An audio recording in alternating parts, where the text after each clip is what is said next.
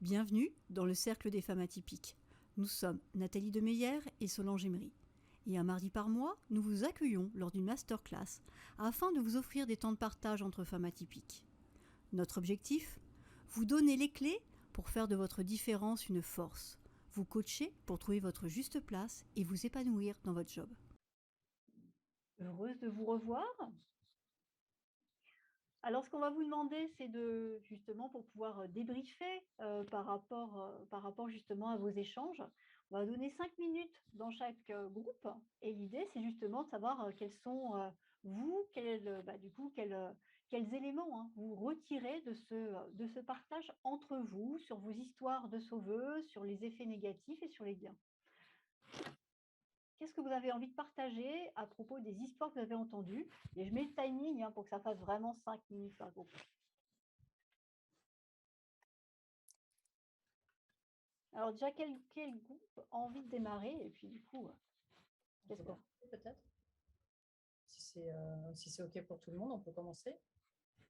Allez-y. La dynamique, allez, c'est parti.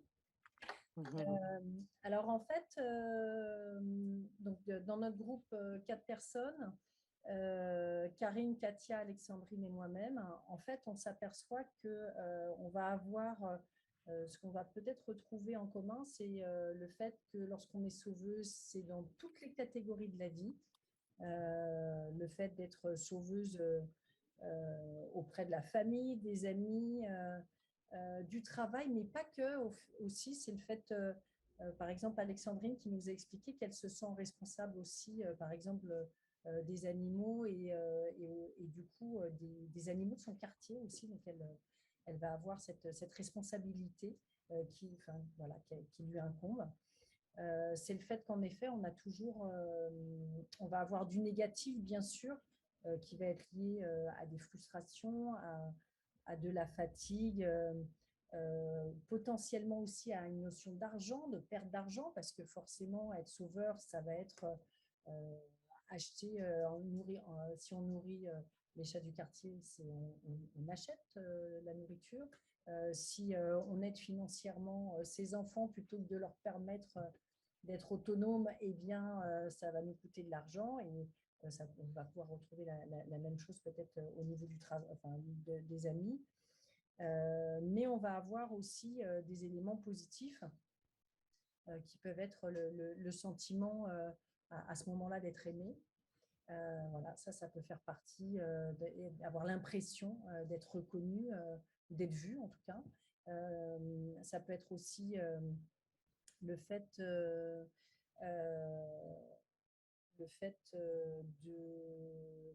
d'avoir donc plus d'amour. Et puis, ça peut être aussi l'occasion d'apprentissage à travers les différentes obligations qu'on se rajoute. Voilà. Je ne sais pas si mes partenaires de groupe veulent rajouter. Je ne suis pas rentrée dans le détail des exemples. Il y a juste peut-être quelque chose que j'ai trouvé assez intéressant, le burn-out du Saint-Bernard.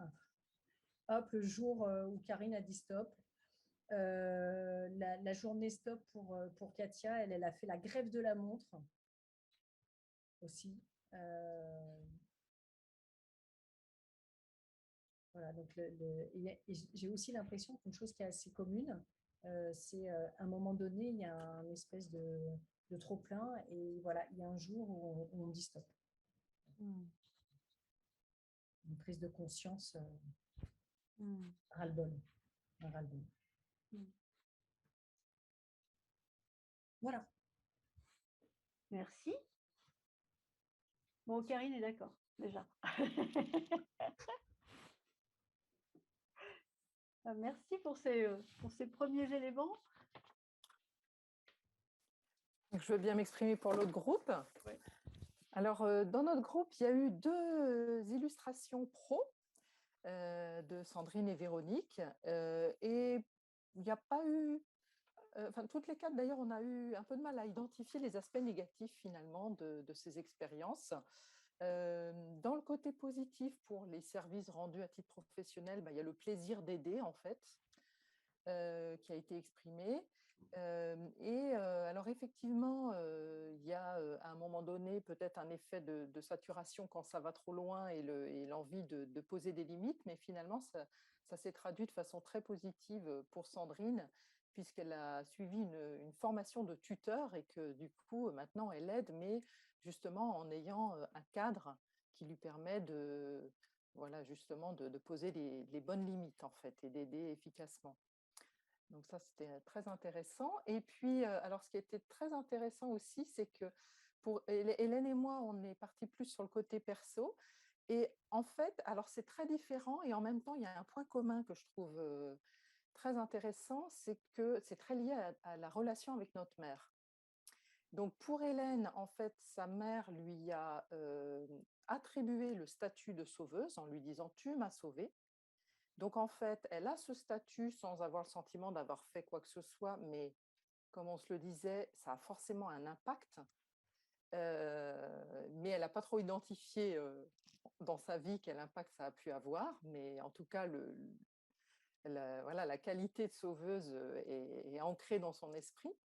Et puis moi, en fait, je me suis vraiment comportée très, très souvent dans ma vie comme sauveuse parce que je pense que je voulais être conforme à ce que ma mère attendait de moi, d'être voilà, d'être sauveuse, d'être généreuse, de prendre sur moi la souffrance des gens et d'essayer de la soulager.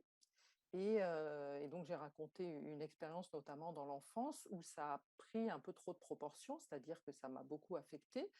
Mais j'en ai tiré aussi des leçons positives, c'est-à-dire que j'ai appris que on peut aider quelqu'un, mais on ne peut pas sauver cette personne si elle, en fait, ne veut pas se sauver elle-même, finalement.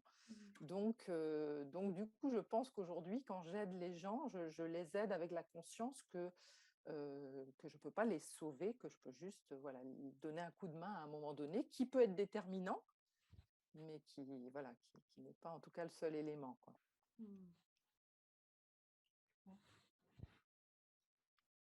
Merci pour ces partages. Vous souhaitez ajouter quelque chose par rapport à ce que... Peut-être, Françoise l'a peut-être dit, mais c'est vrai qu'il y a deux mots qui sont ressortis souvent dans les échanges, c'était reconnaissance et notion de croissance aussi. De croissance. Oui, croissance, ça m'a permis d'évoluer, ça m'a permis de grandir, voilà. Ouais, ok. Merci, parce que comme ça nous met vraiment nous en introduction par rapport à notre sujet. Ce qui est, ce qui est assez intéressant avec justement cette posture de sauveuse, c'est que derrière, ça montre bien tous les rapports qu'on peut avoir entre tous les rapports qu'on peut entretenir avec les autres, bien sûr, mais aussi avec soi-même. Et cette posture de sauveuse va aller justement questionner tout ce qui se passe. Il y a bien sûr le premier acte qu'on voit qui va être super positif, d'aller vers l'autre, de prendre en charge l'autre.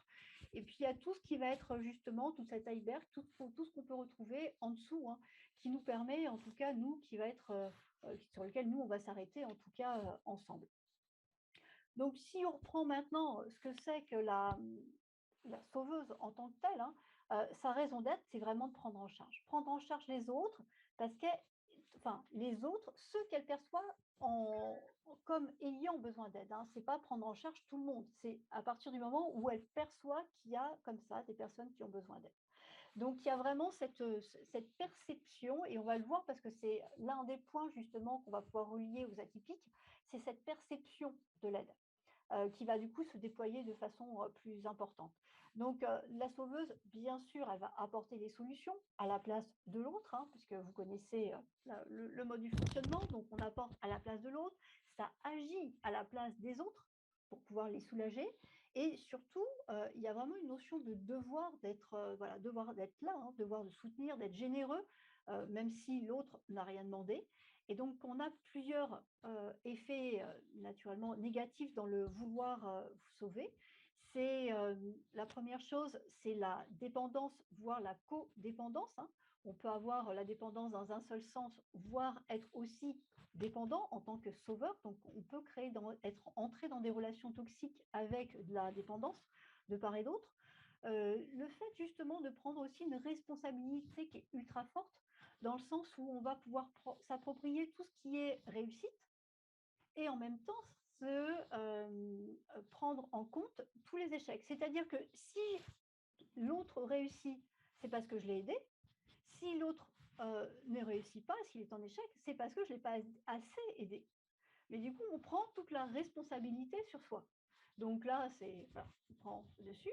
Et puis, bien sûr, autre effet négatif, c'est de penser à la place de l'autre. Et à la fin, c'est de pouvoir se couper de ses propres besoins. Donc, Véronique qui posait la question sur les besoins, on est en plein dedans et on va pouvoir nous creuser là-dedans. Parce que très clairement, quand je commence à penser à la place d'autres, ça me permet de ne pas me préoccuper de mes propres problématiques. Ça me permet de trouver un dérivatif à mes propres problématiques que je peux avoir à un moment donné. Et donc, du coup, je me focus sur l'autre, mais avec mon mode de pensée, et c'est là où ça devient plus compliqué. Qu'est-ce qu'on va rechercher quand même? Parce que automatiquement, on va pouvoir rechercher quelques éléments, et c'est pour ça qu'on parlait des gains, qui sont des gains inconscients. Donc, on parlait de reconnaissance, c'est clair. Reconnaissance qui va être là, qui va être importante. C'est tout ce qui va être également l'estime de soi, puisque là, on voit directement les effets de notre aide à vouloir sauver quelqu'un. Eh bien, on voit les impacts, on voit les bénéfices. Donc, on va pouvoir avoir cette estime de soi qui va être gonflée de façon importante. Je parlais d'ignorer ses problèmes. Donc, du coup, ça va mieux puisque je ne vois plus mes problèmes. Donc, automatiquement, c'est quand même plus, c'est plus léger de me focaliser sur les problèmes de l'autre et de pouvoir agir sur les problèmes de l'autre plutôt que de regarder en face mes propres problèmes. Et puis, il y a tout un côté qui va aussi, point qui est important, qui va être là pour apaiser l'angoisse de la solitude. C'est-à-dire qu'en tant que sauveur, on peut aussi se sentir, ou en tant qu'individu, on peut se sentir un peu, des fois, à l'écart. Et en tant que sauveur, on crée du lien. Et donc, dans ce lien-là, eh bien, du coup, on a une place et on n'est plus seul. On est vraiment dans cette volonté, on parlait d'être aimé. Oui, comme on est aimé, on n'est plus seul, quoi. On n'est plus dans le rejet, on n'est plus dans la solitude. On va vraiment se retrouver en lien avec les autres. Et donc ça, c'est un gain qui est super intéressant, naturellement, qu'on va essayer de retrouver de façon forte, quoi. Vous me dites si vous avez des questions, on s'arrête. Ok. Dessus. Donc notre sauveuse, elle a 3 illusions. C'est que, à force d'aider les autres, bien sûr, il s'aide lui-même. Parce que ça va quand même, on va pouvoir... quand j'aide les autres, du coup, j'en tire quelque chose. À force de prendre en charge les autres, ils vont devenir autonomes.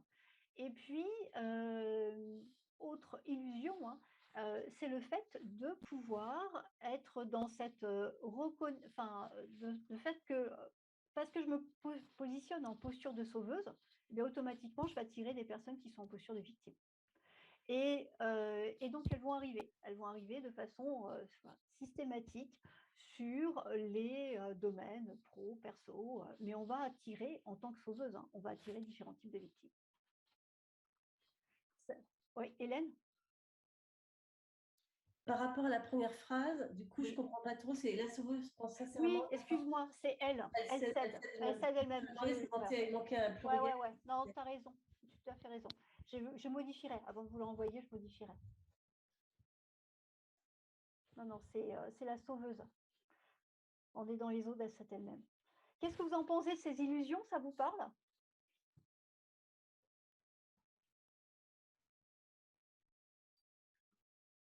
Oui, peut-être la deuxième. Moi, ça me fait penser surtout à ma manière d'élever mes enfants, en fait. Je fais partie de ces mères qui vont un peu trop au-devant des besoins de mes enfants en me disant ils vont bien finir par se débrouiller par eux-mêmes, mais bon, ça va moins vite quand même dans ces cas-là. Mais enfin bon, ça va, j'ai pas trop à m'en mordre les doigts avec mes 2 grands, mais... Oui, tout à fait. Sauveuse. Katia? Oui, je cherche à comprendre le mécanisme, enfin, éventuellement personnel qui se met en place par rapport au fait d'aider les autres et alors ce que je mets de moi-même, je ne sais pas. Mais bah, c'est plutôt comment dire, l'anticipation de ce qui devrait être fait ou de ce qui pourrait être fait qui Oui. fait que finalement je le fais, où je propose, j'anticipe en fait. Alors, je ne sais pas si c'est vraiment pour aider les autres au final, je ne me rends pas compte. C'est pour ça que ça me gênait un peu cette posture de sauveuse. C'est plutôt une anticipation des besoins des autres. Mhm. Et là, par contre, je me reconnais bien. Alors, je ne Hmm. sais pas si c'est le même, si c'est la même. C'est exact. Oui, oui, tout à fait. On va en parler. D'autant plus, on va en parler. Bonjour Karine. Je te vois, je vois que tu es arrivée.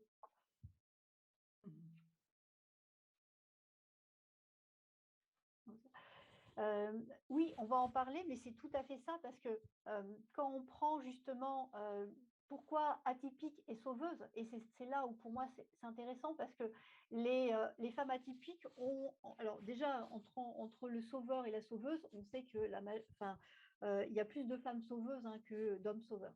Donc déjà en termes de justement de posture, les femmes sont dedans. Mais pour femmes atypiques, on va encore en trouver davantage. Et c'est ça que je trouve assez intéressant dessus. Pourquoi? Et par rapport à ce que vous remontiez, Katia, le fait justement de cette anticipation des besoins des autres. C'est ce que j'ai positionné dans les facteurs externes, mais oui, parce que du fait que la femme atypique, il y a ce côté hypersensibilité, plus hyper-empathie, donc c'est en captation de signaux faibles qui ne sont pas encore exprimés.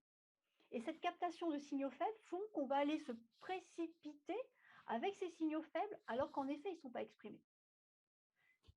Mais derrière, il y a plein d'autres possibilités dessus. Dans les probabilités, oui, on peut aller se précipiter, on se précipite sur une probabilité, mais il y en a encore d'autres probabilités qui ne sont pas explorées. Et là où, là où le côté atypique va jouer, c'est comme on va percevoir très facilement justement tous ces signaux faibles, eh bien, il y a vraiment quelque chose qui va se faire de façon quasiment instantanée. Bah oui, j'y vais, j'ai pas le choix, quoi. Et là, on va retrouver tout notre système de croyances à aller justement à aller dessus. Autre élément qui est vraiment lié au côté atypique, c'est du fait d'être en décalage régulièrement, de vivre une partie en décalage, de ne pas se sentir du coup d'être au milieu des autres de façon classique, d'avoir des différences par rapport aux autres, dans les modes de fonctionnement, dans les façons de participer. Eh bien, comme on a ce décalage, on ressent davantage la solitude. Et qu'il vaut mieux avoir une posture de sauveuse plutôt que de rester justement dans cette solitude de l'atypique. Et ça, ça va nous permettre, autre frein, et c'est pour ça, autre risque, en tout cas pour que l'atypique, femme atypique, puisse être justement dans cette posture. Le troisième, du coup, là, je suis repartie sur les facteurs externes. Le troisième élément, c'est tout le facteur, le contexte ambiant en ce moment qui est totalement insécure, qui, bien sûr, par toujours cette captation des signaux faibles, font qu'on va ressentir aussi toutes les problématiques qui sont des autres et être encore plus sursollicité, surstimulé par justement tous les signaux faibles. Donc le contexte actuellement va renforcer la posture de sauveuse. Donc ça, c'est pour tout ce qui est éléments externes, mais il y a également tous les éléments internes qui sont vraiment liés aussi à cette posture d'atypique, qui est le fait de, justement, parler des croyances. Oui, voilà, les croyances dans lesquelles on a été élevé, qui fait que c'est mon devoir, je ne peux pas laisser comme ça, j'y vais y aller, il faut que, quoi. Là, il n'y a même pas le choix, quoi. Et pouvoir aller se précipiter, en effet, pour prendre en charge une problématique de quelqu'un. Il y a tout ce qui fait que derrière, on parlait de la sauveuse, ce qui va remonter et ce qui va être de façon classique, ça va être tout ce qui va être les problèmes de confiance, considération pour ses propres expériences, qui nous emmènent à reparler de ce syndrome de l'impostrice dont nous avons déjà parlé. C'est-à-dire que la sauveuse, vu qu'elle se coupe de ses besoins, elle se coupe de ses problématiques, c'est qu'elle ne prend pas non plus du temps, de considération pour ce qu'elle peut vivre, pour ses propres expériences, et que du coup, d'aller aider l'autre lui permet en effet de ne pas aller chercher, de ne pas aller creuser sur ce qu'elle peut vivre, elle. Et donc, ça qui entraîne bien sûr toutes ces problématiques d'impostrice qu'on a déjà vues, ou à se sentir en décalage. Et vous vous rappelez, au niveau de l'impostrice, le profil de la surdouée, on avait vu le profil de la surdouée en impostrice, c'est la personne pour qui tout doit être parfait. Donc, c'est pour ça que la considération pour ce que je vis va être compliquée, puisque tout doit être parfait, tout doit être fait dans un temps rapide et tout doit être fait donc parfait, rapide et comment ça doit être facile. Donc, si ça ne correspond pas à tout ça, je vais me retrouver encore avoir des problèmes de confiance et de considération pour mes expériences. Donc, le syndrome de l'impostrice est aussi un levier qui fait que les femmes atypiques vont avoir tendance à être dans le côté sauveur. Et puis, dernier, mais qui est, je l'ai gardé pour la fin parce que c'est des clés, c'est que derrière la sauveuse, il y a régulièrement un problème d'estime de soi, quoi.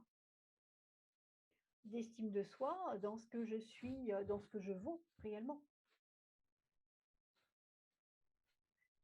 Qu'est-ce que vous en pensez et en quoi ça vous parle?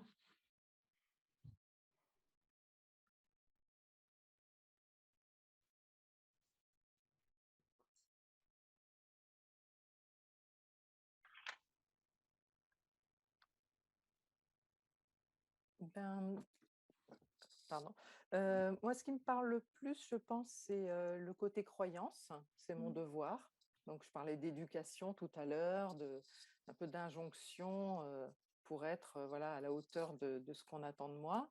Et puis, l'impact de l'hypersensibilité et de l'hyperempathie, parce qu'effectivement, face aux difficultés ou à la douleur des autres, voilà, je vais vraiment me mettre à la place de la personne, ressentir ce qu'elle ressent et du coup, comme c'est intolérable, j'ai besoin d'agir en fait pour. C'est pour aider, mais c'est peut-être aussi pour soulager du coup la souffrance que je ressens à ce moment-là. Merci Françoise. Autre retour? Ce que tu es en train de dire, peut-être Solange, c'est que la personne qui sauve, qui se met en position de sauveuse, en fait, elle gagne en estime d'elle-même, c'est ça? Oui, elle va bien sûr en gagner en estime d'elle-même, mais qui va être du court terme. Mais Oui. si elle gagne en estime d'elle-même, c'est qu'au départ, son estime est faible. Elle en manque, c'est ça. Elle en manque. Ouais. Et c'est pour ça qu'elle a besoin de se faire des petits shots, tu vois, d'estime. Qu'elle a besoin d'aller chercher, d'en recevoir, parce qu'il y a quelque chose qui est à combler, quoi. Et s'il n'y avait pas quelque chose qui était à combler, il y aurait moins besoin d'aller sur ce côté sauveur. Mais c'est bien parce que c'est à combler que je vais y aller. Et puis un côté, alors, un peu prisonnier, quand tu es dans la position de sauveuse, en fait, tu deviens prisonnier, en fait, parce que tu donnes une image de toi et les autres s'attendent à ce que tu reproduises systématiquement le même schéma, quoi. Oui. Ouais, tout à fait.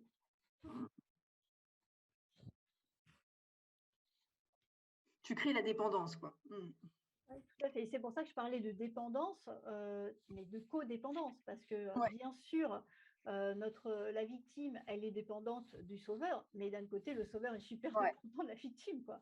Et donc, il y a une codépendance qui se met en place, et c'est pour ça qu'on va le revoir bien sûr dans des relations, alors je veux dire toxiques, mais relations professionnelles, relations aussi plus personnelles. Qui peuvent se mettre en place et on va les retrouver dessus, de cette codépendance dans les...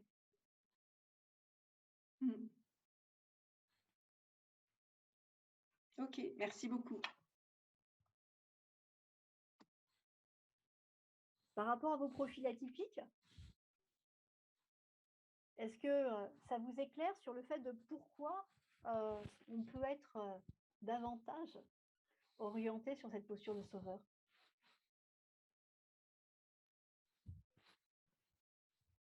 Oui, Karine. Oui, j'ai compris pourquoi vous aviez choisi ce thème.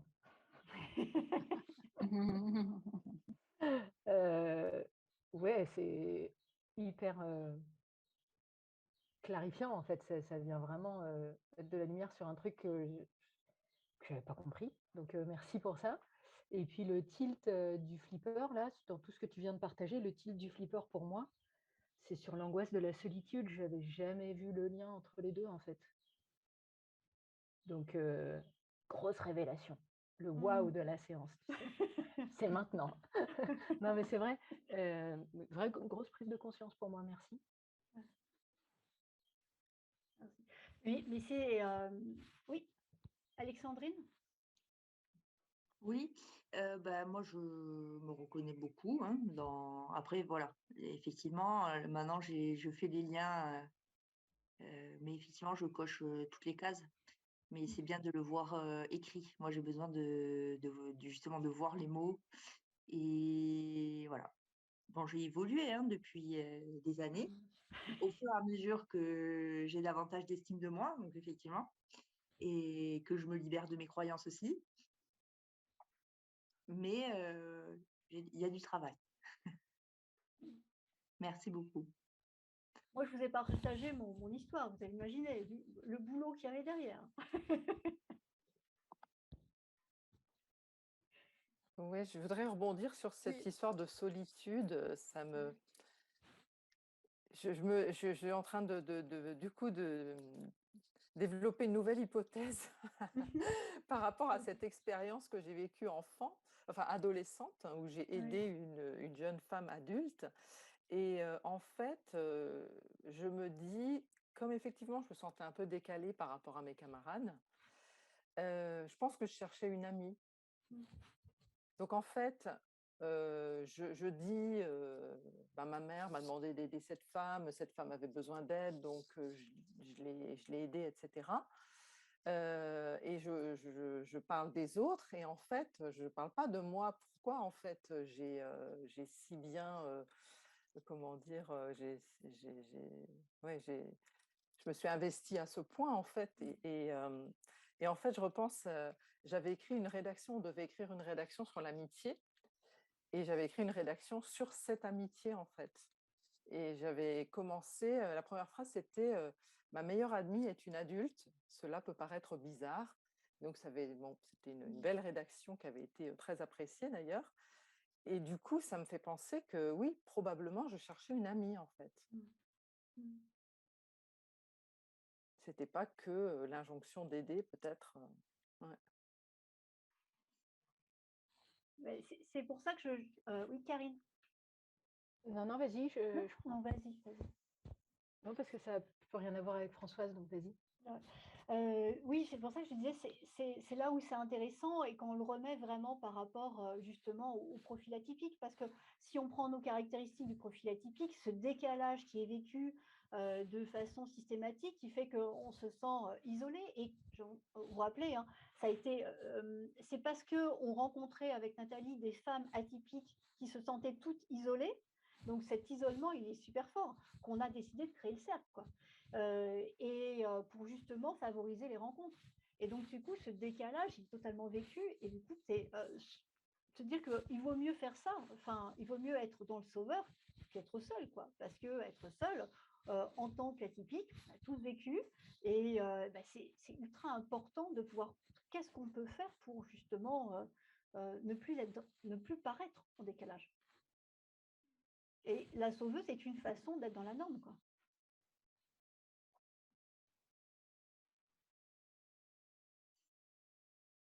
Karine?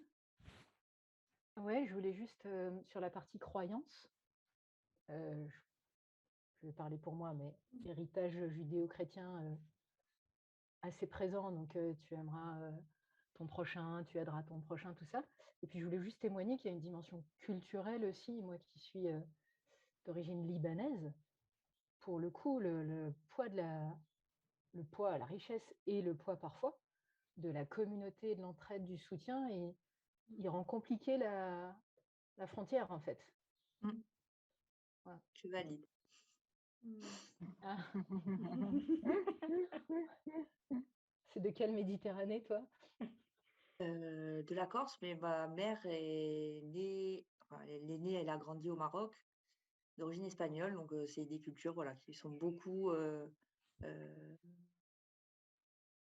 dans ce type-là, en fait, d'entraide et vraiment voilà, d'être vraiment au service des autres.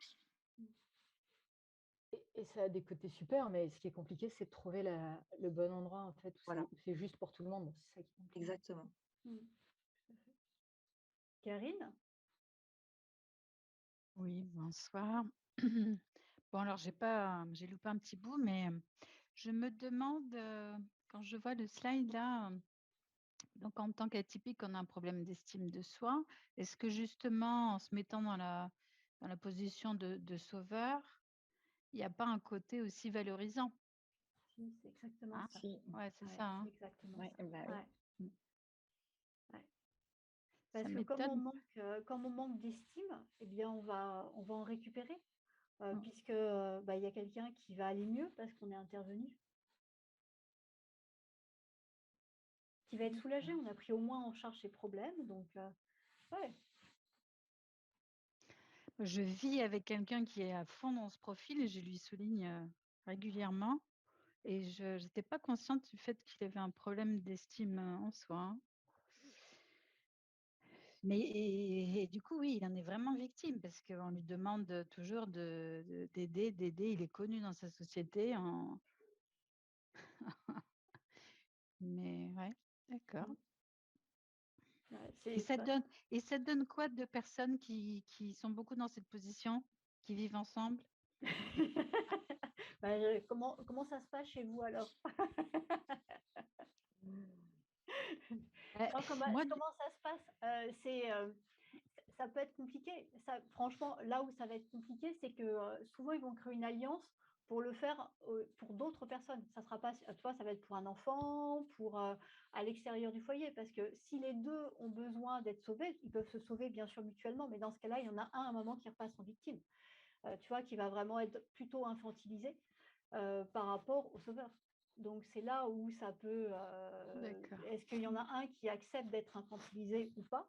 Et s'il n'y en a aucun qui souhaite être infantilisé, en général, ils vont plutôt aller chercher à l'extérieur, quoi. Ils vont plutôt aller chercher à l'extérieur. D'accord. Monsieur. Est-ce que vous aviez d'autres questions? Parce que comme ça, après, voilà, je voudrais vous montrer justement, revenir un peu sur Cartman, mais surtout pour commencer à initier, pour dire comment on peut bien sûr sortir et c'est quoi les éléments et avec à quoi on va faire attention. Voilà, les différentes choses qui sont, en tout cas, qui me paraissent clés pour switcher, pour faire cette bascule. Enfin, après, naturellement, toutes questions, hein, vous nous les donnez au fur et à mesure et on y répond. Donc, je disais, voilà, pour reprendre donc, ce sauveur hein, dans le triangle dramatique, il est vraiment avec deux autres personnages, hein, deux autres rôles, deux autres jeux de rôle, qui sont donc notre victime et le persécuteur. Nous, on a vraiment travaillé. Ça ne veut pas dire que, bien sûr, il n'y a pas de femmes atypiques qui peuvent être persécuteurs ou victimes. Hein. Bien sûr, on peut tout à fait avoir ces rôles-là, mais dans la grande majorité, les femmes atypiques vont se positionner en priorité sur ce rôle de sauveur.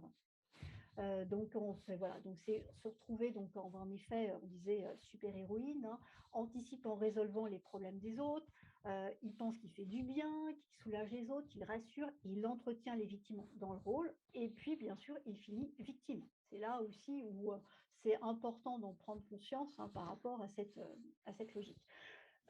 On est dans ces jeux de rôle, à l'origine analyse transactionnelle, hein, on est dans ces jeux de rôle parce que bien sûr, derrière, c'est super confortable. C'est nos habitudes, on rentre dedans, on y va, c'est confortable. Donc, ok, on a l'habitude de faire comme ça, pourquoi je ferais autrement quoi? C'est comme pas, on ne va pas chercher. Il y a quelqu'un qui va toujours dire oui à prendre un dossier. Pourquoi j'irai chercher ailleurs? C'est confortable pour tout le monde, quoi. Et quel intérêt j'ai à sortir du problème? Ouais. Donc, et puis si on trouve un sauveur, concrètement, il n'y a que le sauveur hein, qui a un problème. parce que tout le monde est bien content autour de soi. Ouais. Donc, il n'y a pas de problématique. Hein. Oui, Hélène? J'aimerais bien voir ta vision parce que le sauveur et le persécuteur, l'un et l'autre, ils finissent victimes. Oui. Donc, je sais qu'il y a des... Mais comment tu le... Ça va, les deux finissent victimes parce que le persécuteur, à un moment, il va se retrouver avec des victimes qui vont devenir persécutrices. C'est-à-dire qu'il va il va se retrouver à la fin au banc, tu vois, au banc justement d'un service. Si on prend au niveau boulot, hein, il va se retrouver au banc d'un service à force d'être persécuteur, d'avoir côté très critique. Hein, très critique sur tout ce qui peut se passer, eh bien, à un moment, il sera écarté, quoi. Et donc, c'est lui qui sera isolé, c'est lui qui se sentira victime, et parce qu'il a essayé d'imposer tout ce qui était possible. Et lui, sa peur, hein, c'est pas la relation, la solitude. Lui, sa peur, c'est qu'il ne contrôle pas. Et pourquoi on peut passer en persécuteur, c'est vraiment cette notion de contrôle. Si je perds le contrôle, je ne sais pas ce qui va se passer. Et ça me fait peur, quoi. Donc, lui, il a vraiment une autre registre. Mais derrière, d'être dans son comportement, naturellement, ça va bouger quelque part et il finit également victime. Il finit victime. Ça t'est clair, Hélène? J'avais lu que la victime aussi, à un moment, va se révéler parce qu'elle en aura marre d'être victime. C'est ça la victime va chercher d'autres victimes, hein, parce qu'elle a besoin de se rassurer en tant que victime, donc elle peut faire des alliances de victimes. Soit, bien sûr, moi je prends souvent cet exemple, par exemple en formation, quelqu'un qui vient vous voir en disant, tu sais, je m'en sortirai pas, hein. Franchement, il faut vraiment que tu m'aides pour faire ce dossier. Si je me place en persécuteur en disant, attends, tu t'es engagé, tu y vas, quoi. Maintenant, moi je ne veux même pas en entendre parler, tu le fais. Là, en tant que persécuteur, voilà, rappel aux normes, contrôle, ok. Le sauveur dira, oui, je comprends, hein. Non, mais t'inquiète pas, je vais le gérer, je comprends, tu es super débordé, tu as peut-être des trucs perso aussi, ok, t'inquiète pas, je le gère. Sauf que la victime, à un moment, elle dira, mais tu comprends, c'est mon chef qui a pris le dossier. Punaise, quand je vois le temps qu'il a mis à faire un dossier où moi, je le mets habituellement une demi-heure, franchement, je me demande pourquoi il est chef. Hein. Et c'est là où on va retrouver les changements, où notre victime va passer persécuteur, le sauveur peut passer victime, et on a comme ça, ça bouge de façon continuelle, quoi. Oui, Alexandrine? Moi, en voyant ce schéma, je me dis que selon les situations, j'ai les 3 profils. Bien sûr, ce qui est normal. Hein. On a tous les 3 profils. Mais on a un rôle de prédilection. Mais on a bien sûr tous les 3 profils. Moi, pour les gens qui me connaissent à titre personnel, hein, je peux avoir un côté ultra persécuteur. Et j'ai un sujet sur lequel, à la maison, j'ai un côté ultra persécuteur. Ça s'appelle les jeux vidéo. Et les jeux vidéo, chez moi, j'ai une attitude qui, à un moment, énerve tout le monde. Enfin, tout le monde. Mon fils de 14 ans, quoi. Donc, début du confinement, où j'avais tout contrôlé jusqu'à maintenant, j'avais mis des règles, super. Début du confinement, c'est parti exploser. Au bout d'un mois de confinement, je débranchais la brise. Hein. Je ne présentais plus personne. Le côté persécuteur total, pour moi, c'était impossible que mon fils, qui n'avait rien à faire à 12 ans à l'école, passe sa vie devant un ordinateur que j'avais réussi à contrôler jusqu'à présent. Je ne pouvais plus le contrôler. Et du coup, j'arrivais en disant, écoute, c'est bon, moi je débranche. Et puis voilà. Donc j'ai une copine qui partait, ça je ne l'ai pas fait encore, mais qui part avec sa box. J'ai ma copine Claire, pour ceux qui la connaissent, qui partait avec la box. Hein, quand elle allait bosser, elle partait avec sa box. Donc, des fois, elle me ramenait de la défense. Je disais, mais t'as encore la box dans la voiture? Ah ouais, j'ai la box dans la voiture. Voilà. Donc, par exemple, voilà, moi, en tant que mère, jeux vidéo, rôle de persécuteur à fond, quoi. Et sur lequel, maintenant, en travaillant, et c'est pour ça qu'on va voir les leviers, hein, en travaillant notamment parce que je vais vous montrer justement l'antidote hein, qui va, et moi l'antidote que je travaille, l'antidote que je travaille, c'est avec TED. Eh bien, sur cet antidote, c'est vrai que je me suis entraînée en disant l'antidote du persécuteur, ça va être justement ce côté apprentissage. En quoi je peux challenger mon fils et en quoi ça peut devenir de l'apprentissage. Et donc, du coup, à partir du moment où j'ai vraiment travaillé sur cette posture-là, c'était pour moi accessible et entendable qu'il puisse continuer. Alors, bien sûr, en challengeant, en travaillant. Mais par contre, oui, alors je maintiens sur ce sujet. Je pense que je n'ai pas non plus autant de sujets que ça sur lesquels je suis persécuteur, mais ça, c'était un sujet dans lequel j'étais à fond, quoi. Je démarre au quart de tour, quoi. Donc, bien sûr, hein, selon les sujets, on est persécuteur. Et dans les couples, sur un même sujet, alors si on prend justement un couple, l'enfant va souvent se positionner en victime et je maintiens sur un sujet, il y a un des membres du couple qui sera le persécuteur et l'autre qui sera le sauveur. Donc c'est une structure familiale également, hein. Si vous prenez un autre sujet, ça sera autre chose. Parce que pendant que moi j'étais bien sûr le persécuteur sur les jeux vidéo, mon mari était sauveur. Si on prend un autre sujet, mon mari sera peut-être plutôt persécuteur et moi je serai plutôt sauveur. Donc, c'est pas. J'ai une tendance. Ouais. Et le schéma dans le travail aussi. Bien le sûr. chef, le manager persécuteur, moi en tant que collaborateur victime, et je vais aller chercher mon collègue pour être le sauveur. Ouais. Et on rejoue aussi le schéma. Hein.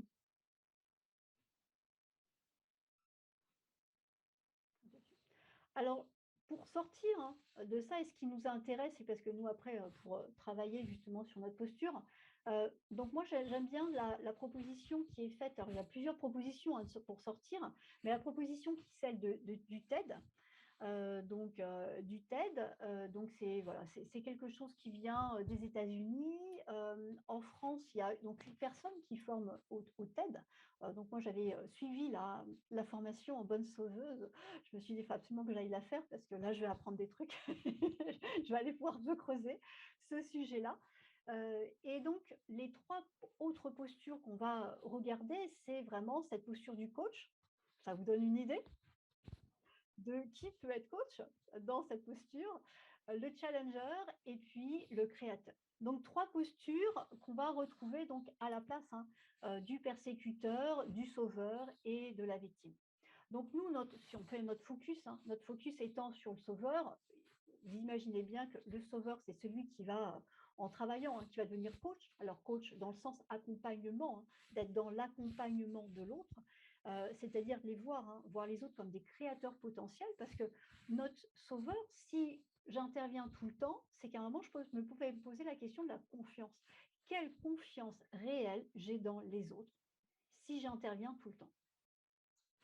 Et donc là, à partir du moment où je commence à les voir en tant que créateurs potentiels et que je vais les accompagner à faire émerger les ressources, je suis en capacité de changer de posture. Je suis en capacité de partir de ma posture de sauveuse pour aller vers ma posture de coach. Alors je me tiens, c'est pas le métier, c'est vraiment ce jeu de rôle du coach. Donc comment on va pouvoir le faire? Donc là, il va s'intéresser, notre coach va s'intéresser avec du comment, donc faire émerger les ressources, aider à clarifier le chemin, et bien sûr, il va rendre les autres capables. Notre objectif, c'est d'accompagner notre victime à ce qu'elle devienne créatrice de sa vie et qu'elle sache exactement ce qu'elle veut faire.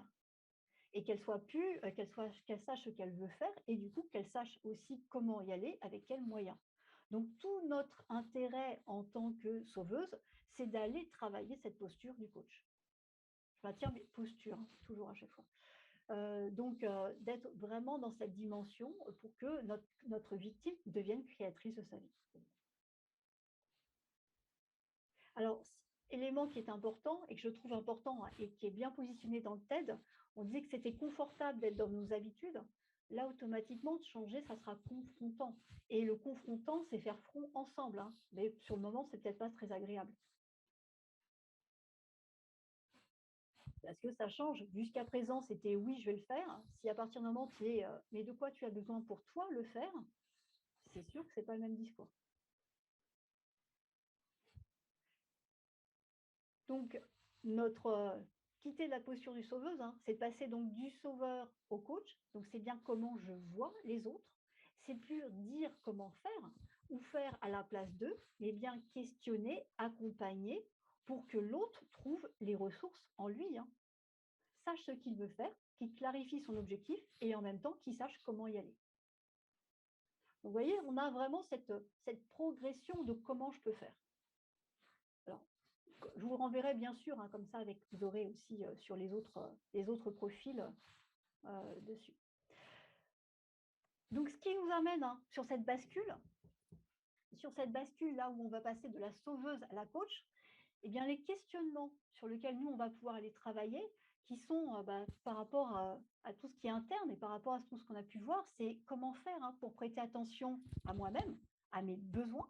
Donc déjà, je reviens, puisque je sais qu'il y a un problème d'estime, donc ça va être super important de pouvoir revenir et de porter mon attention sur moi à un moment donné. Comment aussi, en tant que sauveur, parce que le sauveur, il a tendance à prendre, d'où vous avez parlé des surcharges, des surcharges, des burn-out du Saint-Bernard, j'ai bien aimé, c'est Karine qui avait proposé ça, le burn-out du Saint-Bernard.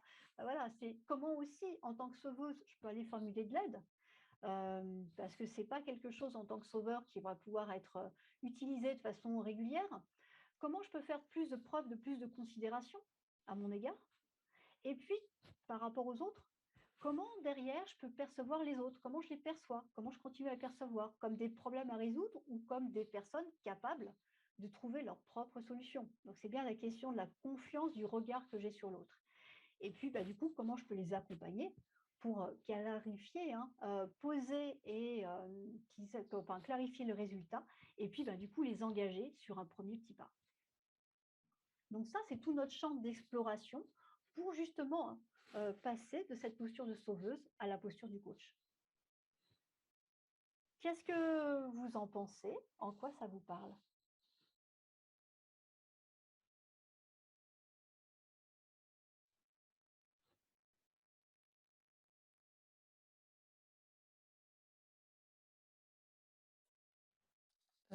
Moi, ce qui m'interpelle, c'est comment formulez-vous une demande d'aide? Parce qu'effectivement, j'ai tendance à, quand je vois quelque chose à faire, je le fais, je le prends en charge. Et parfois, ça fait beaucoup de choses et j'ai parfois tendance à reprocher à mes proches de ne pas prendre autant leur part. Et en fait, j'ai tendance à partir du principe qu'ils vont voir que c'est à faire et qu'ils vont spontanément prendre leur part. Surtout s'ils voient que moi, j'arrête pas. Mais en fait, ça ne se passe pas comme ça. En fait, si on veut de l'aide, il faut la demander. Donc, je commence un peu. Je voulais juste intervenir parce que c'est assez étonnant. Oui et non. Ce week-end, justement, il y avait pas mal de tâches ménagères à faire. Comme tout le monde était en mode loisir, sauf moi qui m'activais depuis la veille.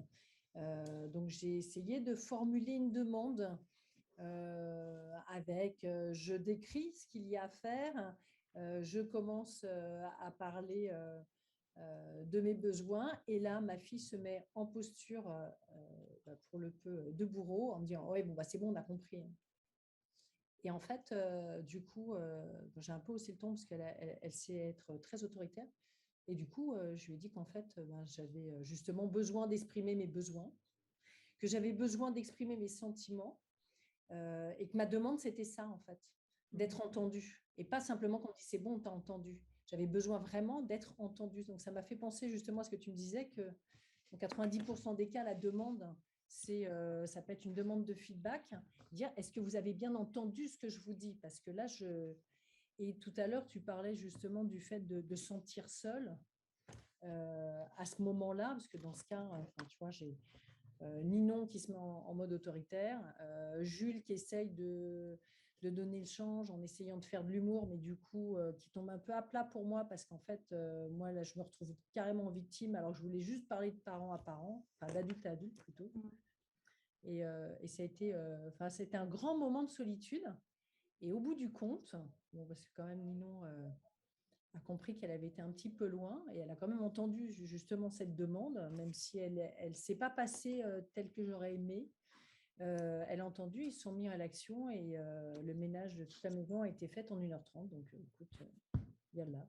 Oh, je vais recommencer. Merci Isabelle. Katia, petit souhaitiez intervenir. Oui, je vais rebondir un petit peu sur les demandes d'aide, justement. Alors, moi, c'est quelque chose que je fais mal, clairement. Alors, à la maison, c'est simple. J'ai remarqué que les choses allaient beaucoup mieux quand j'étais de mauvaise humeur. Donc, je feins une mauvaise humeur et on m'obéit. Voilà. Et ça, c'est une chose. Après, je m'entends très bien avec tout le monde dans ma famille, hein, il n'y a pas de souci, mais je me mets une mauvaise humeur pour que ça avance. Et sinon, au travail, alors là, je m'y prends sans doute très très mal, mais je n'arrive pas. Autant que j'arrive à vendre n'importe quoi à qui, voilà. Mais alors, quand c'est pour m'aider moi, j'y arrive pas. Je ne sais pas comment faire, et donc maintenant, j'arrête de faire. C'est-à-dire que je ne fais plus. En ce moment, je suis un peu débordée et je n'ai pas réussi à recruter, et donc maintenant, je fais plus. Voilà. Et je n'ai pas réussi à convaincre. Donc, je ne sais pas comment formuler une demande d'aide. Je dois dire que je ne suis pas bonne là-dessus. Ok. Alexandrine? Oui, je rejoins ce que dit Katia. C'est comment formuler une demande d'aide appropriée. Voilà. Parce que c'est vrai que moi, j'ai tendance à attendre de m'énerver. Donc après, c'est pas très constructif parce que je suis énervée. Donc, plus trop la même posture. Et au travail, c'est vrai que j'ai l'impression d'avoir demandé de l'aide, mais il n'y a pas d'action concrète. Alors, c'est peut-être que j'ai pas demandé de manière assez claire. Voilà. Qui effectivement était clair pour moi, n'était pas forcément pour les autres. Donc, c'est que j'étais pas forcément la bonne demande, quoi.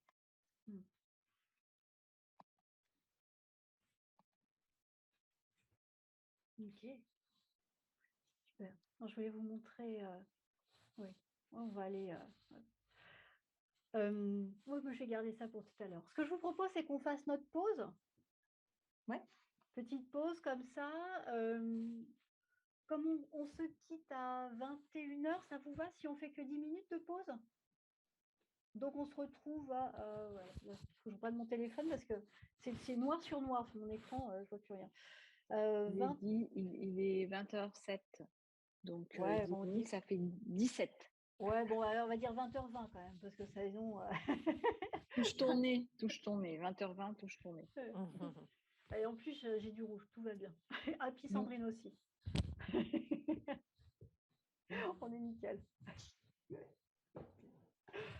Génial. On se retrouve ici à 20h20? Ok. Ok. À tout de suite. À tout à l'heure.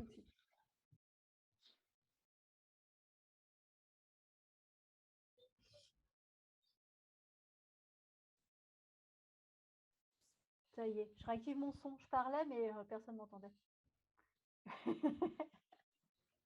C'est quand même ça. Bon, est-ce que ça vous a fait du bien, cette petite pause? Oui, tout à fait. Ouais, c'est quand même un élément important de suite. Alors, là où justement, on va regarder maintenant comment switcher. Switcher, là, c'est vrai que nous, par rapport toujours à notre... je vais repartager donc le support. Oh mon Dieu, j'ai oublié mes lunettes. Ah bah Karine, sans lunettes. Excusez-moi. Ah oui, sans lunettes, j'ai vraiment bien.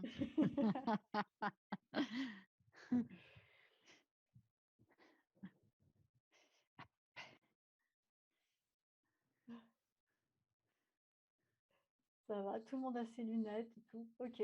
Alors, moi j'ai mes lentilles. Parce que tout à l'heure j'étais avec François, j'avais mes lunettes, mais là, quand même, j'ai mis mes lentilles tout à l'heure. Sinon, je vois rien. Alors, donc là, on est vraiment sur notre démarche par rapport à tout ce qui est l'eau. L'eau qui est vraiment cet élément eau qui favorise tout ce qui est la compréhension du soi et la compréhension la compréhension du monde.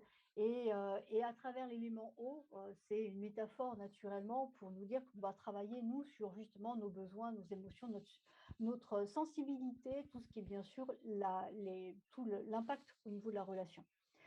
Et donc maintenant, par rapport à notre posture de sauveur, donc comment switcher? On avait identifié comme ça différents types de sujets. Donc bien sûr, on ne va pas tous les faire, hein. L'idée, c'était de pouvoir échanger avec vous. Mais en tout cas, dans le journal de la transformation, le journal qu'on va vous renvoyer avec le replay, vous aurez tous les éléments, même ceux qu'on n'aura pas vus ensemble. Donc il y aura l'ensemble des différents éléments. Donc déjà, première chose, vous, par rapport à cette posture de la sauveuse, on a parlé du rapport qu'on entretient envers les autres et envers soi-même. Pour vous, quels sont les... excusez-moi, je vois qu'il y a une faute et là, je ne vais pas pouvoir rester comme ça.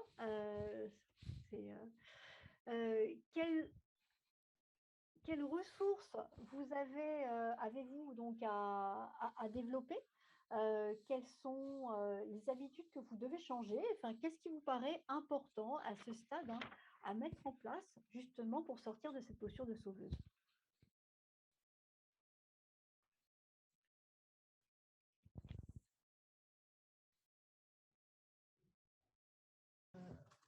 Il y a juste, moi, ça me renvoie à ce qu'on disait tout à l'heure sur le fait, d'être toujours sur le fait de prendre.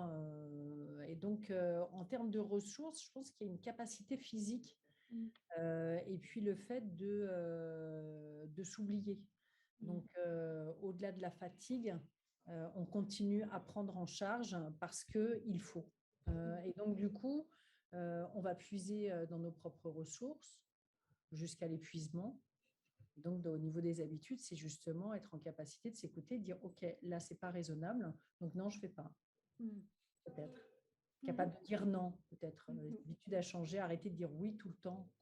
Donc, par rapport à la demande de l'autre. OK. Karine? Vas-y, Karine. Ouais. Pardon, Françoise. Je pense que moi, j'ai un truc à travailler sur l'écoute de mes besoins.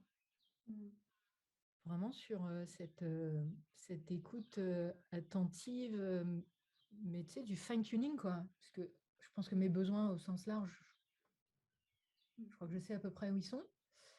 Mais je sens que ça a besoin d'être affiné, vraiment, un réglage fin de la radio, quoi. Et peut-être aussi, en vous en parlant, d'être à l'écoute de choses nouvelles. Parce que quand je dis mes besoins, je crois que je les connais. Ben, peut-être qu'ils évoluent aussi et que c'est bien d'être attentive à ouvrir le champ aussi. Donc, à la fois être plus précise et en même temps ouvrir le champ. Tu vois, ce truc un peu... Ouais, moi, je dirais que c'est là-dessus. Assez spontanément, c'est là-dessus qu'il y a à travailler. OK. Françoise, tu voulais je vous rejoins tout à fait sur le fait de s'écouter soi, parce que je pense que c'est déjà le point de départ. Et après, ce qui m'a beaucoup plu tout à l'heure aussi, c'est de faire confiance à l'autre. Ça, j'ai commencé à le faire un petit peu là, à titre personnel depuis quelques temps, et je trouve que ça fonctionne bien. C'est effectivement demander, dire à l'autre, ben voilà, ça m'aiderait bien que tu fasses ça, je veux bien que tu le fasses. Et puis aussi, je remarque que quand je demande et que la personne accède à ma demande, le fait de lui dire que ça m'a aidé, que ça m'a été utile, que j'ai beaucoup apprécié le soutien qu'elle m'a apporté ou l'initiative qu'elle a prise ou la façon dont elle s'est bien débrouillée s'il s'agit de mon enfant, ben, je trouve que voilà, ça valorise l'autre aussi. Et voilà, quand on arrive à faire ça, c'est vrai que ça fait du bien à tout le monde finalement. Merci Ouais. pour... Ah oui. Oui, peut-être Solange, partager le fait que qu'on peut se donner le temps on peut se donner un peu de temps avant de répondre à l'autre. Voilà, je pense que c'est un bon, enfin en tout cas pour moi, c'est une bonne façon aussi de me poser, de me dire ok, qu'est-ce que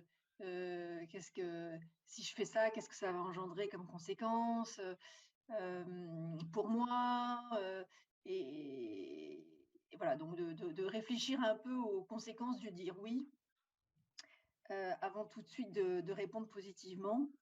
Et puis peut-être de questionner l'autre, enfin, quelque part, pourquoi tu me poses cette question aujourd'hui, enfin, si elle vient me demander, si elle me sollicite. Et peut-être lui renvoyer des questions plutôt effectivement qu'une solution, quoi.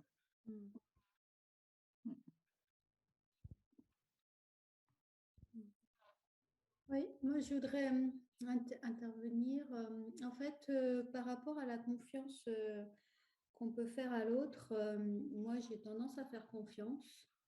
Des fois je m'en veux beaucoup parce que je suis un peu déçue. Et en fait, par rapport à ça, ouais, c'est ça, c'est faire confiance aux autres, c'est bien, mais du coup, je réalise que je deviens peut-être un peu coach, mais je force les gens à aller dans la direction que je veux qu'ils aillent en leur disant que c'est comme ça qu'il faut faire. Enfin, je pense au travail. Enfin, j'ai un jeune embauché là avec moi. Je lui dis, prends le temps de le faire.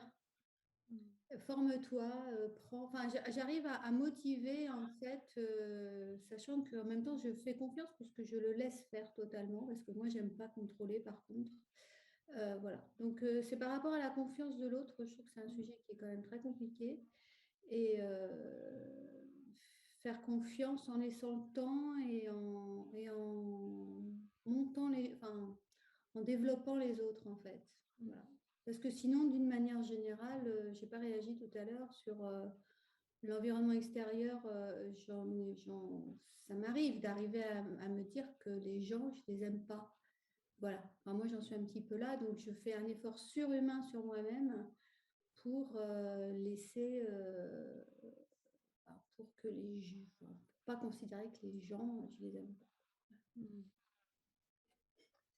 C'est certaines personnes, Katia, ou c'est les gens dans sa globalité? Ah bah c'est les gens dans leur globalité. Voilà, c'est que j'ai du mal avec les gens.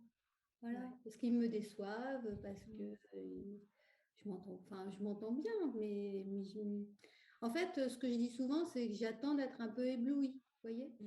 Bah, j'attends, voilà. Donc en fait, voilà, mais j'ai des positions peut-être un peu fortes, Véronique, elle le sait bien, mais voilà, donc je fais un effort surhumain pour faire confiance aux gens et j'essaie justement de les pousser dans une direction que je pense bien pour elles également, enfin, pour ces personnes en l'occurrence. Mais ça, c'est facile avec les gens avec qui on travaille avec un petit rapport hiérarchique. C'est beaucoup plus difficile avec ses chefs. On fera une masterclass sur le rapport à la hiérarchie. Je pense que ça va être sympa. On va en prévoir un. Atypique et le rapport à la hiérarchie. Je pense qu'on aura tous de belles histoires à pouvoir partager. Non, rien qu'à vous sourire, je pense qu'on va bientôt la programmer. Ça, à mon avis, ça peut être sympa. Donc nous, on a, par rapport justement à ce que vous avez proposé, on avait en tout cas plusieurs choses qu'on avait envie d'aller travailler. Tiens, comme je vous indiquais tout à l'heure, on ne pourra bien sûr pas aller travailler, mais en tout cas, il y a des éléments qui nous paraissent importants, clés, sur lesquels on va pouvoir s'arrêter. Donc ça sera un élément pour travailler sur la considération de soi que je vous indiquerai, je vous remettrai ça sur le personnage héroïque. Là, par rapport à ce que j'ai entendu, on va aller.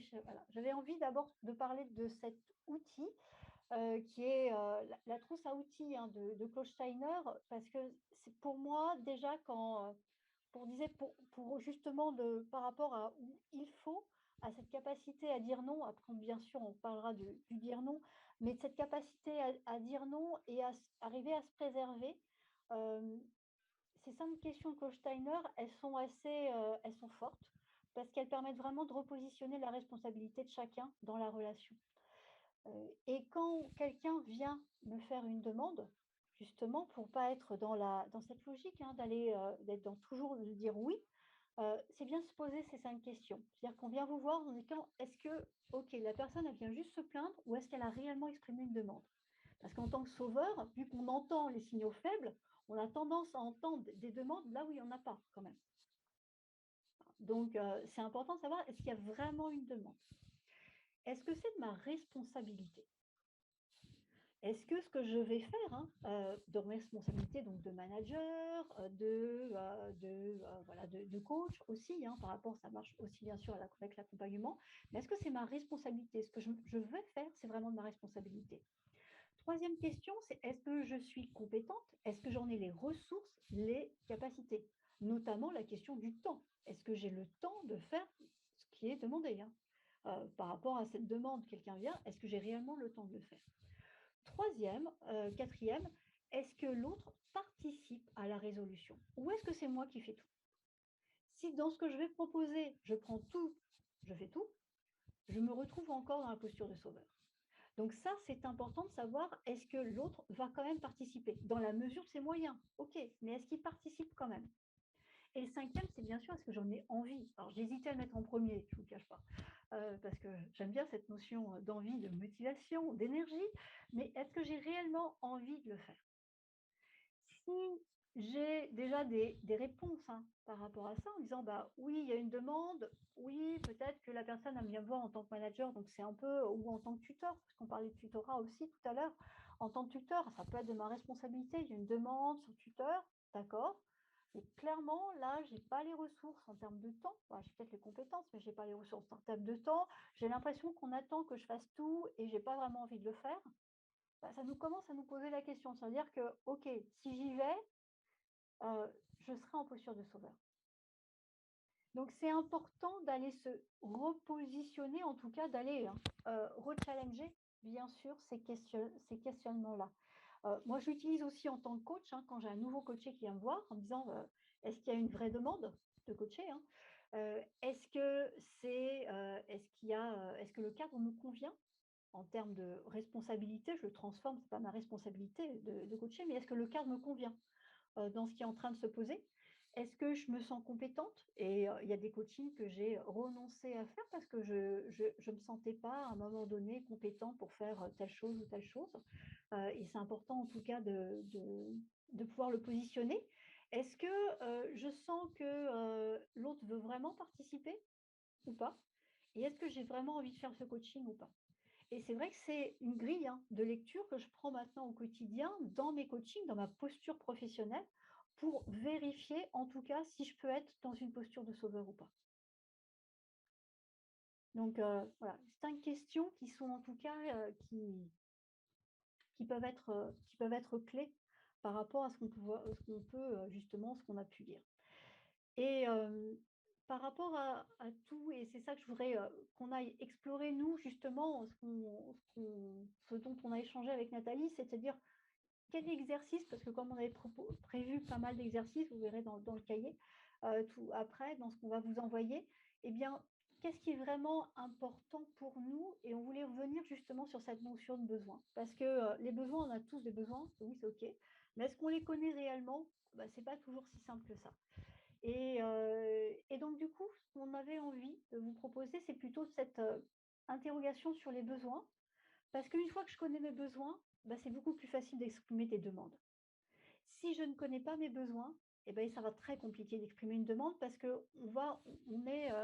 alors, je vais le faire sur un papier parce que quand j'ai mon paperboard, et c'est vrai que je ne l'ai pas encore, mais je le remettrai dedans. J'ai tendance à considérer, je vais le refaire, c'est que je ne l'ai pas encore matérialisé dans un joli document. C'est que actuellement, quand on est dans une situation classique, quand il y a un problème, j'ai une solution. Et une solution qui vient de l'autre. Ça, classiquement, je suis toujours dans la solution.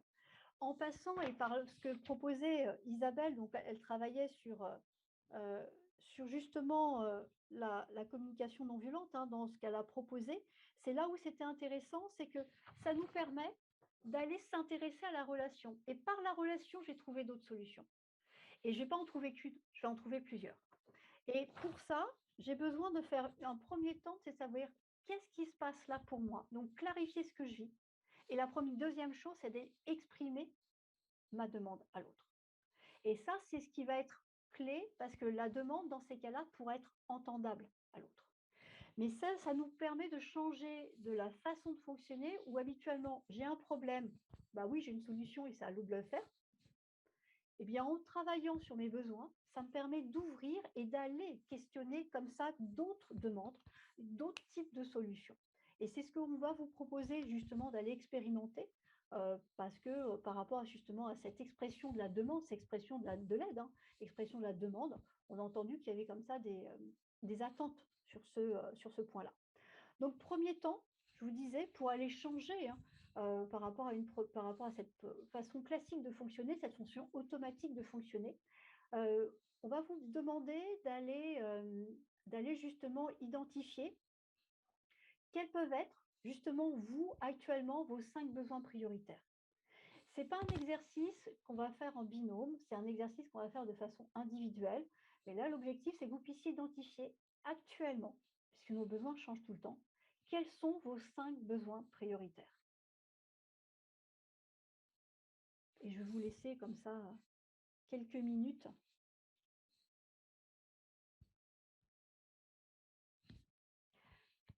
Alors, ce n'est pas au niveau récréation, ce n'est pas au niveau des catégories, hein, c'est vraiment de rentrer au niveau des besoins. C'est par exemple ressourcement, estime de soi, connexion.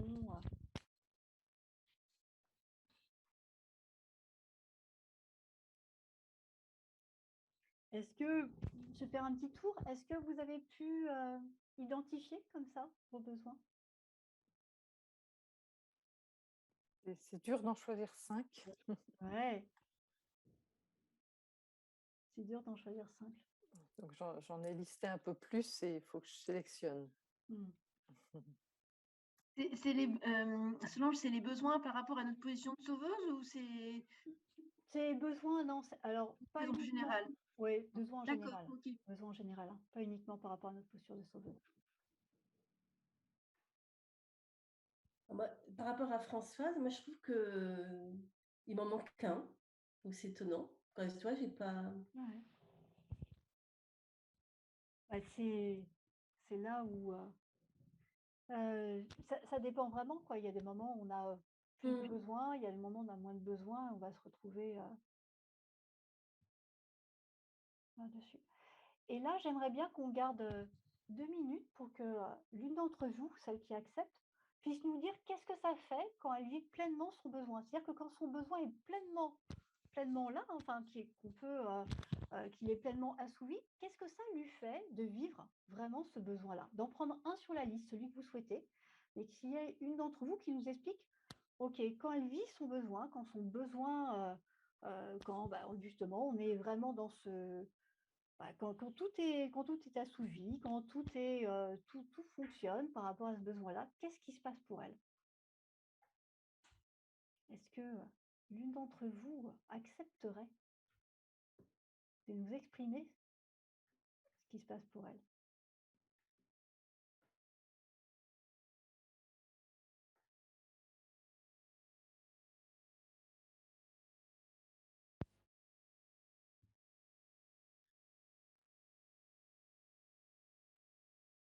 Je veux bien.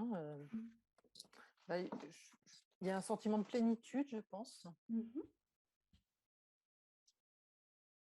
Oui, sentiment de plénitude. Est-ce que tu ressens des éléments au niveau physique quand tu as pris un de tes besoins? Est-ce que, au niveau physique, qu'est-ce qui se passe pour toi?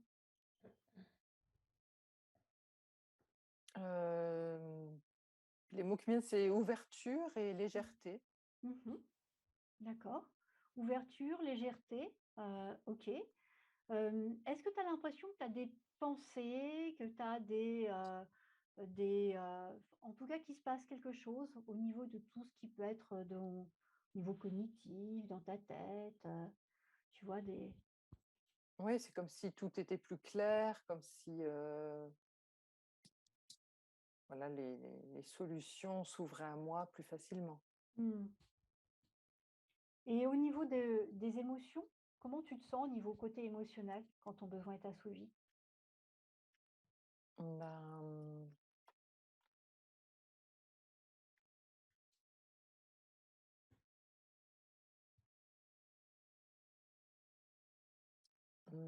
Quel serait le mot juste au niveau émotionnel? Joyeuse. Joyeuse. D'accord. Merci Françoise. Alors, on ne connaît pas le besoin de Françoise, mais elle nous a partagé ce qui se passait pour elle quand son besoin est assouvi. Comment ça se passe? Est-ce que c'est ce qu'a pu exprimer Françoise? C'est ce que vous pouvez aussi ressentir quand votre besoin est assouvi? Ce côté plénitude, ce côté ouverture? Moi, j'avais ajouté état de flow, vraiment une sensation où tu es à fond dans ton besoin, donc c'est bien. Ouais. Ouais, de la sérénité, une satisfaction, ouais, un apaisement du corps, c'est très positif. Une légèreté. Ouais, une légèreté. De la fluidité aussi, tu vois, je pense à l'élément eau, pour le coup, il y a quelque chose de tellement naturel, c'est tellement fluide en fait. Et ce qui va être intéressant justement pour revenir à la demande, parce qu'on vous a fait passer justement par cette étape besoin pour arriver à la demande, ce qui va être intéressant, c'est parce que, ça c'est ce que nous venons de faire, c'est habituellement, hein, ce qu'on exprime, c'est ce qu'on ne veut pas. Alors que quand je peux exprimer quelque chose à l'autre, ce qui va être important d'exprimer, c'est ce que je veux. Et ce que je veux, c'est exprimer mon besoin. C'est qu'est-ce que ça me ferait si mon besoin était assouvi. Et donc, du coup, ma demande va être orientée par rapport à mon propre besoin. Et elle ne va pas être orientée sur ce que je ne veux plus. Souvent, quand on s'exprime dans la demande, on va exprimer ce qu'on ne veut plus. J'en ai marre que vous grondiez sur le canapé, ok, ou au niveau professionnel, j'en ai marre que vous fassiez d'être la bonne poire qui va tout faire. Voilà, ok. Mais ça n'exprime pas ce qui est important pour moi. Si je prends quelqu'un qui est au boulot, considère qu'il est en posture de sauveuse, hein, et qui va qui continue à prendre comme ça, qu'on vient toujours le voir, ça vient toujours le voir, à toujours la voir, cette personne, pour lui donner des dossiers supplémentaires. Ok, elle prend, alors que si elle dit à maman stop, on ne comprend pas sa demande. C'est quoi sa demande? Parce qu'on ne sait pas de quoi elle a besoin. Est-ce qu'elle a besoin qu'on la respecte?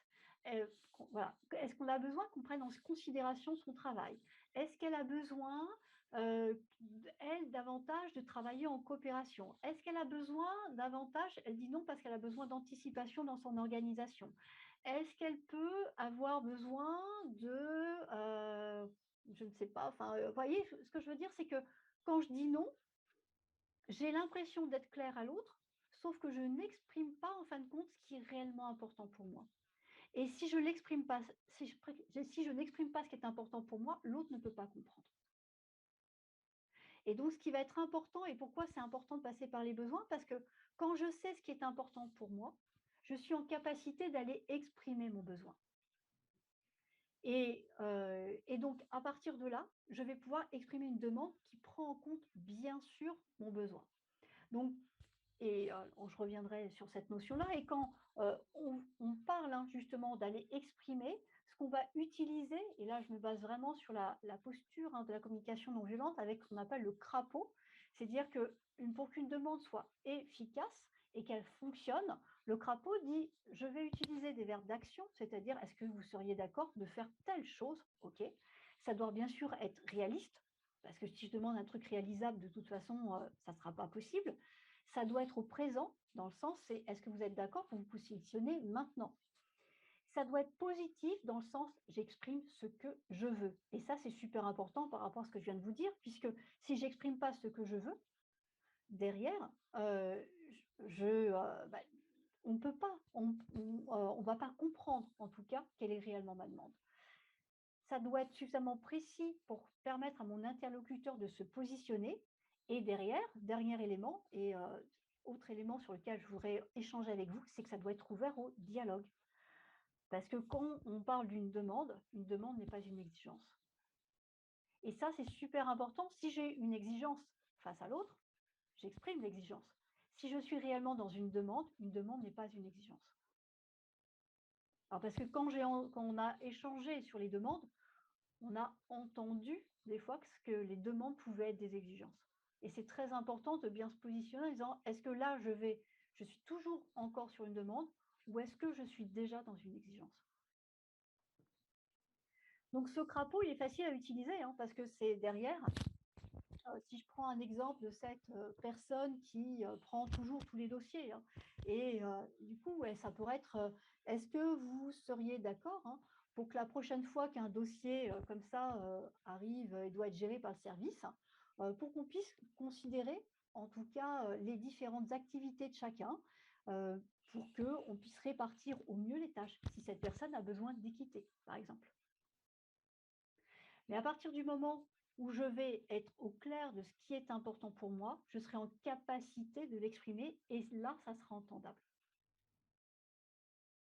Est-ce que c'est clair? Est-ce que vous avez des questions par rapport à ça? Sur notre crapaud.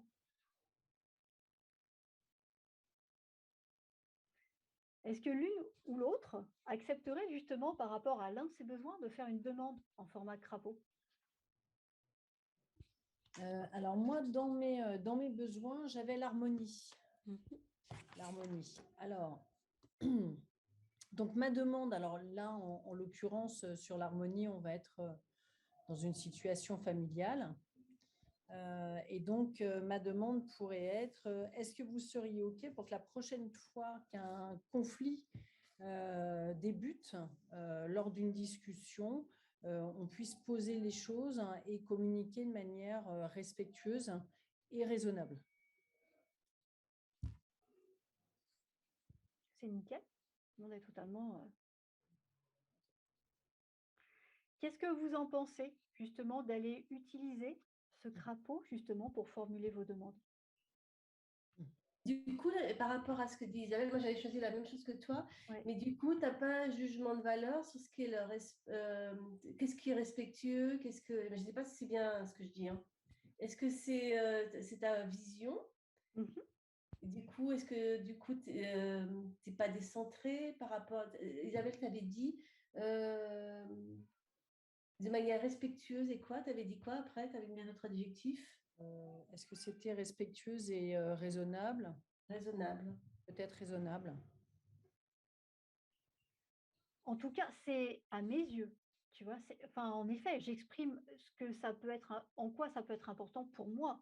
Et c'est ma vision du respect et du raisonnable. Donc ça m'appartient de toute façon.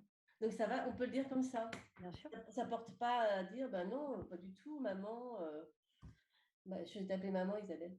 Du coup, moi, je trouve qu'on est très respectueux et raisonnable quand on s'engueule. Bah, là, on va pouvoir rééchanger dans ces cas-là.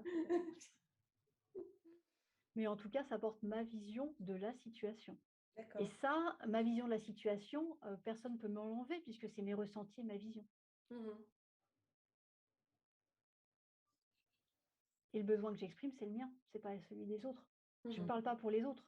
Là, je parle pour moi. C'est moi qui en ai besoin. Et comme le plus souvent, comme c'est moi qui en ai besoin, c'est moi qui agis.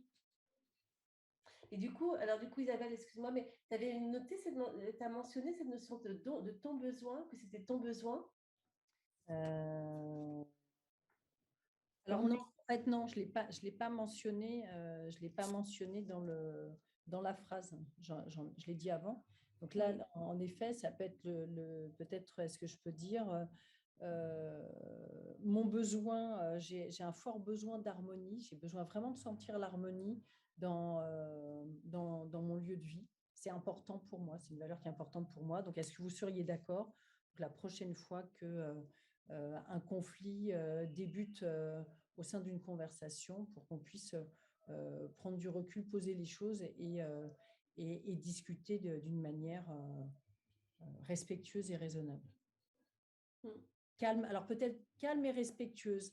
Oh, raisonnable, bon. Mais en tout cas, calme et respectueuse. Parce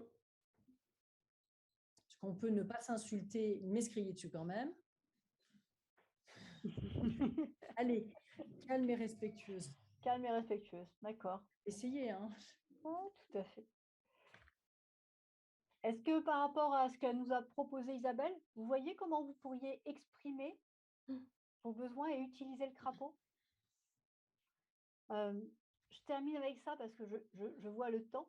Euh, ça, ça demande à vraiment se poser la question de savoir si on est bien dans une exigence ou une demande.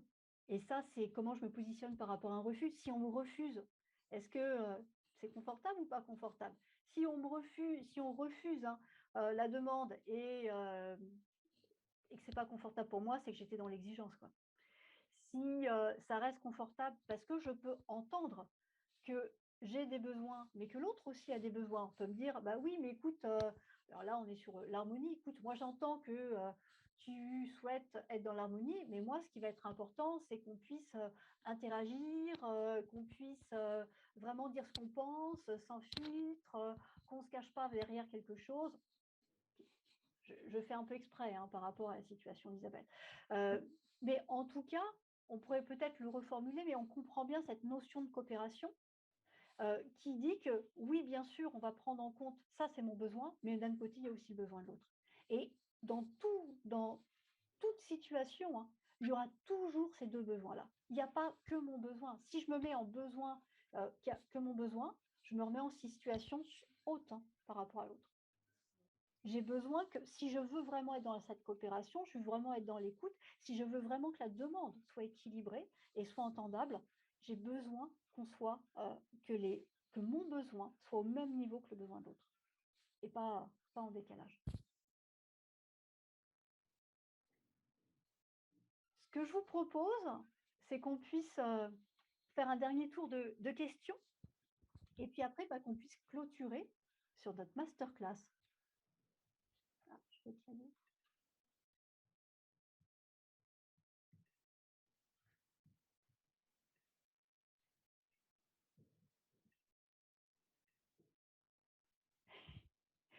J'aime bien, merci.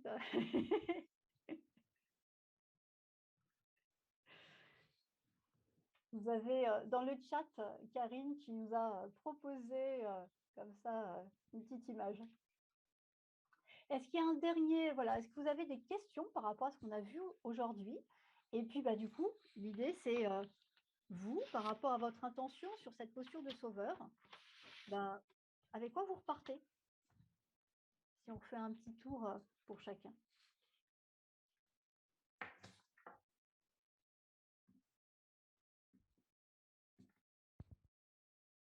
Je vais couper ça.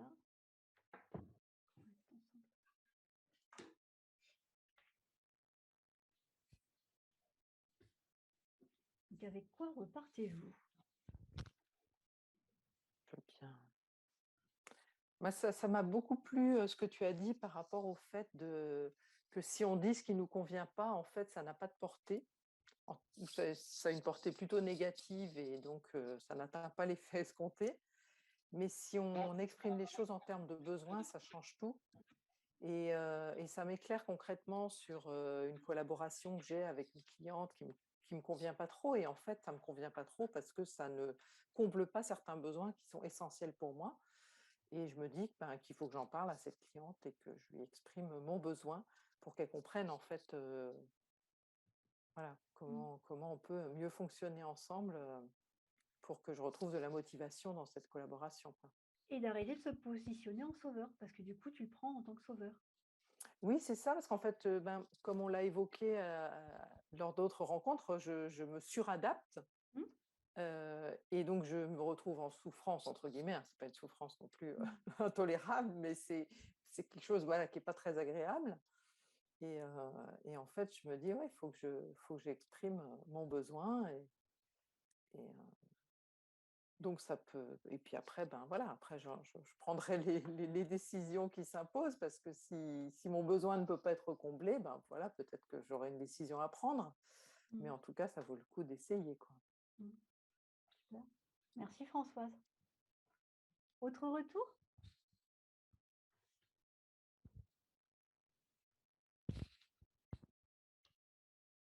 Je dirais plus regarder sa posture et surtout apprendre à ne pas tout le temps réagir.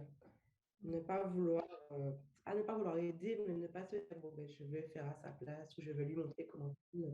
C'est prendre vraiment du recul et se dire, bon, d'habitude, je fais comme ça, mais je prends le contre-pied de ce que je fais d'habitude et j'observe, j'analyse. Et si vraiment il y a besoin, je vais agir, mais se retenir en fait. Ne pas tout de suite réagir ou agir. Voilà.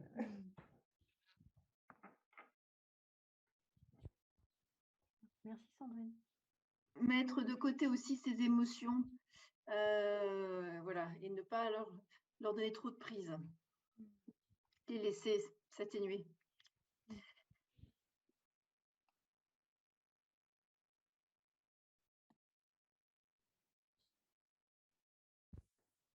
Ce que j'ai trouvé aussi intéressant, c'est ce que tu as dit en disant qu'à partir du moment où on est dans la coopération et que l'autre n'est pas OK avec notre demande, hein, c'est qu'a priori, ça n'était pas, et que nous, on réagit mal, hein, c'est que ce n'était pas une demande, mais une exigence de notre part.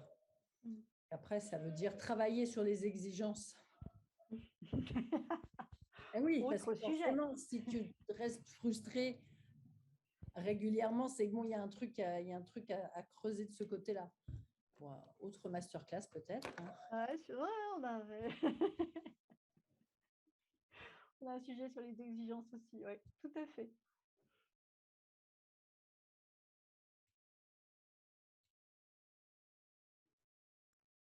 C'est intéressant de justement prendre du recul pour observer et se laisser le temps de comprendre ce qu'on observe et justement d'analyser voilà, par rapport à nos propres besoins, est-ce qu'on en a envie ou pas. Et le fait de prendre du recul et de laisser passer un peu de temps, ça revient à ce que tu disais tout à l'heure par rapport aux émotions aussi. Ça nous permet d'être peut-être plus rationnel. Et effectivement, c'est des clés par rapport à voilà, des attitudes à observer chez nous et chez les autres. Pour voilà, prendre le temps de redescendre et de prendre les décisions les plus adaptées peut-être.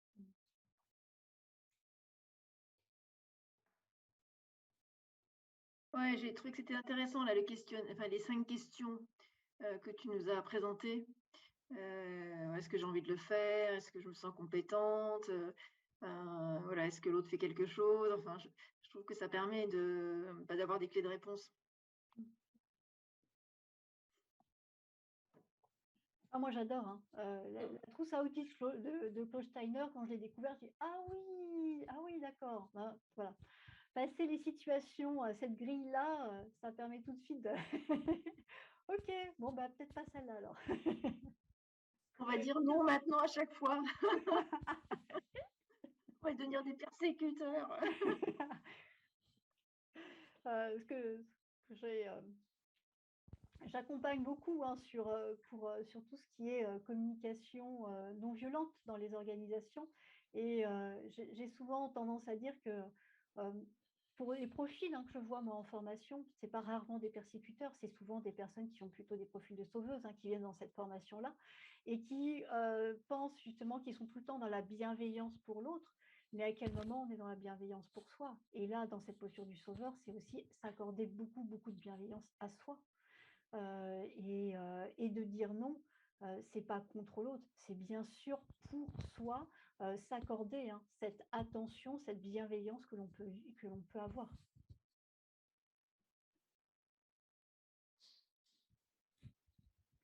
Est-ce qu'il y a d'autres retours?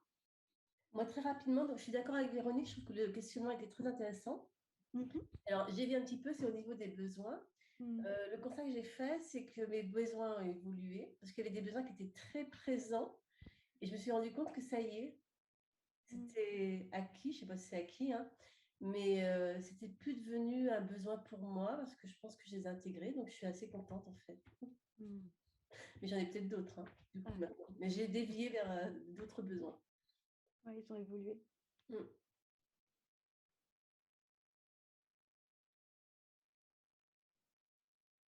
Autre retour?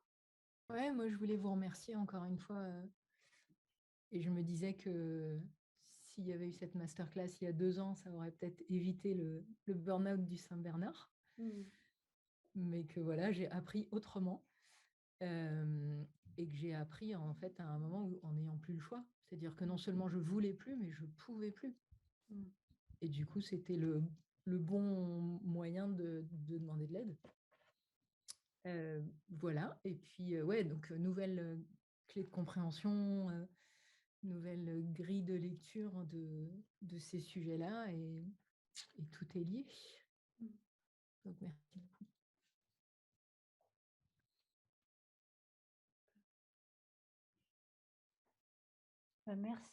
Merci à vous. On va garder juste 2 minutes. C'est pour vous dire que là, à partir du mois prochain, on va retravailler un petit peu, on va vous proposer avec Nathalie une nouvelle formule. Alors, tout n'est pas encore complètement au clair, mais en tout cas, c'est une nouvelle formule où on va être sur des temps qui vont être moins longs. Là, on est déjà, donc il sera plutôt sur 1 heure et demie. Donc, bien sûr, hein, pour ces personnes qui sont en abonnement, on va proposer plus de masterclass pour que ça puisse naturellement être par rapport à ce que l'engagement que vous puissiez vous y retrouver. Mais en tout cas, on va aller travailler sur des temps qui sont un petit peu plus courts parce qu'on a eu comme ça, différents retours qui étaient aussi, et on est toujours à l'écoute des retours, hein, donc n'hésitez surtout pas à nous en envoyer pour que ça reste aussi quelque chose qui soit peut-être voilà, peut-être plus focusé à un moment donné sur un sujet, qui soit peut-être plus dynamique, qui soit... Et en tout cas, on va voilà, retravailler cette proposition. Donc, vous allez avoir bientôt de nos nouvelles avec une nouvelle formule à partir du mois prochain. Donc, le mois prochain, c'était le 14 juin et notre objectif, c'est de travailler. On trouve avant l'été, je trouve que c'est intéressant de se poser la question, de se dire... OK, femme atypique, mais carrière atypique, et voir les caractéristiques professionnelles de l'atypisme. Et donc, on ira s'intéresser à justement qu'est-ce qui fait dans un parcours qu'on voit, qu'on peut reconnaître quelqu'un d'atypique, qu'est-ce qui fait que derrière, peut-être que c'est des parcours qui sont un petit peu moins lisses, qu'est-ce qui fait qu'on va les challenger régulièrement, mais en tout cas, on ira s'intéresser à cette notion-là. Et à se positionner. Merci Solange. Merci. Merci à tous. Merci Belle... beaucoup. Merci. Merci beaucoup. Ouais. Merci, et puis très intéressée par le prochain sujet. Merci beaucoup. Merci, Belle soirée. À bientôt et merci. Bye bye. Merci. À Au très revoir. bientôt. Merci à vous. Merci à Bonne vous. soirée à toutes.